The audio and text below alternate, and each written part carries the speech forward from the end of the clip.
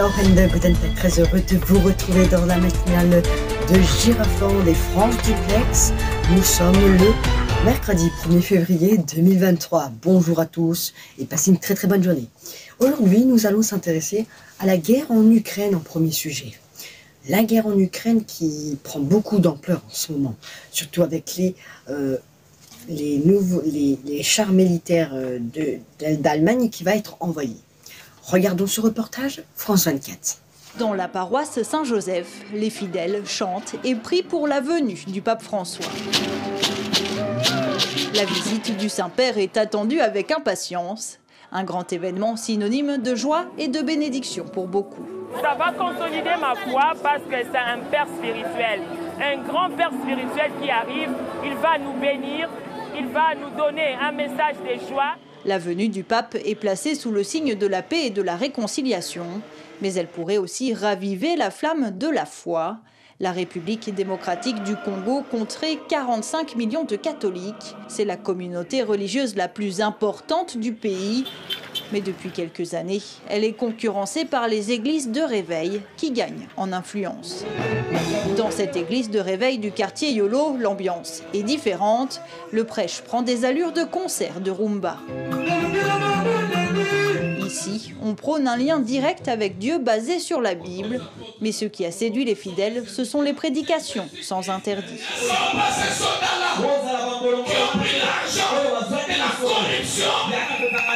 L'un des éléments clés qui fait que les églises de réveil aient le succès, le fait que les bergers de l'église est très proche des brebis. En cas de malheur, en cas de bonheur, nous sommes ensemble, nous nous préoccupons de leur quotidien, de leurs soucis. Des prêches effrénés qui font écho au quotidien des Quinois. C'est ce qui plaît à Gisèle, une ancienne catholique. L'Église catholique ne reconnaît pas vraiment la délivrance, ni l'œuvre démoniaque, ni les mauvais esprits. On a connu certains problèmes qui nous ont ramenés à l'Église des réveils. Ici, les fidèles ne se sentent pas concernés par la venue du pape François. À Kinshasa, une grande messe est prévue à l'aéroport de Ndolo, où plus d'1 million de fidèles sont attendus. Et puis partons en Iran. En Iran, les gens qui croient en Dieu, eh ben, ils sont heureux que le pape François arrive bientôt. Regardons ce reportage. C'était aussi France 24.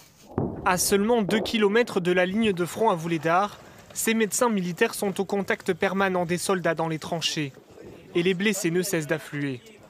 Beaucoup meurent après d'importantes pertes de sang. Ce combattant transporté en ambulance a pu être pris en charge à temps.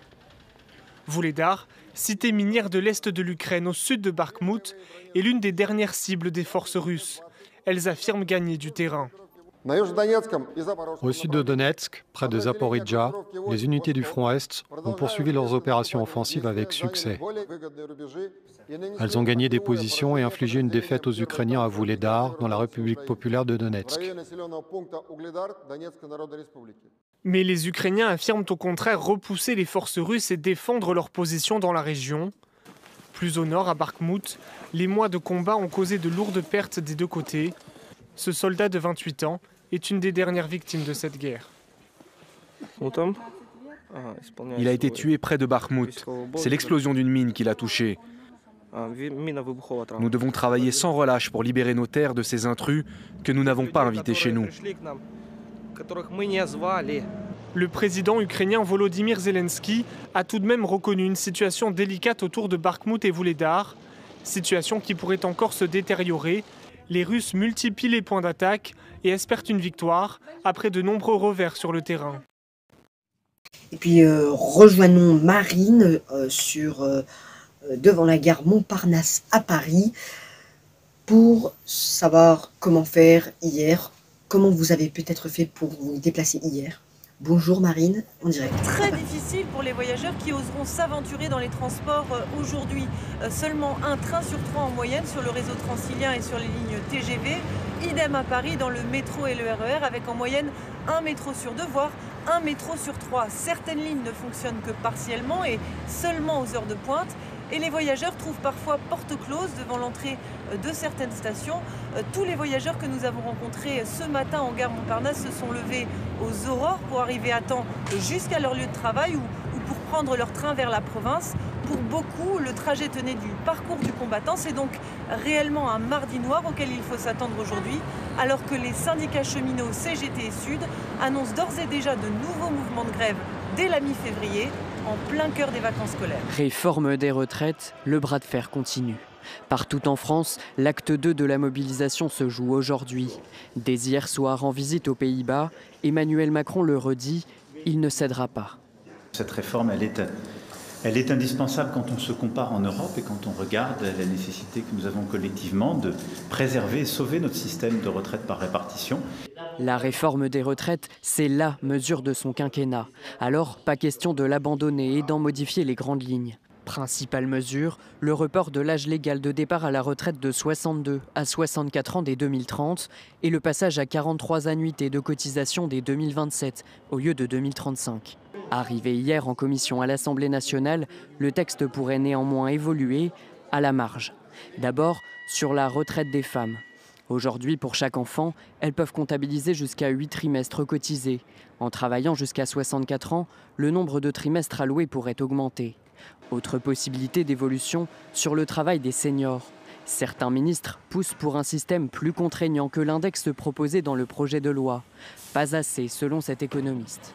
Au mieux, il y a cet index. Si on avait, comme dans les pays sérieux, les pays du Nord, pris 5 ans pour discuter de quelle retraite on fait, quelles sont les contreparties, on n'en serait pas là. Là, pour le moment, on impose un cadre qui est un cadre extrêmement régressif, et puis ensuite, dit pour le reste, on verra. Le texte actuellement étudié en commission sera débattu à l'Assemblée nationale dès le 6 février. Les députés auront alors 2 semaines pour l'examiner. Et c'est ainsi que se termine ce journal sur France Duplex et Girafland. On vous remercie, toute l'équipe de la rédaction vous remercie de votre fidélité. Pour l'information, vous me retrouverez ce soir peut-être avec Eloane Décrypte, sur Eloane Décrypte, ou avec Luc Olivier, je ne sais pas, ça reste encore à voir. Mais pour l'information, vous me retrouvez dès demain 6h25 sur France Duplex et Girafland. Quant à moi, je vous souhaite une très très bonne journée et